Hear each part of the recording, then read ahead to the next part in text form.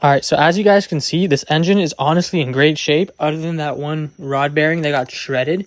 And I'm pretty sure if the crankshaft's not damaged, we can just replace all the rod bearings. Maybe I'll replace the oil rings on the pistons if I pop the pistons out. Then I'm just going to clean everything up, inspect everything else. And if the rod bearings is all that needs to be replaced, this engine is pretty much good to go, guys. So stay tuned for that. We're going to pull this crankshaft out, inspect everything, and hopefully that's the only damage. Let's get it.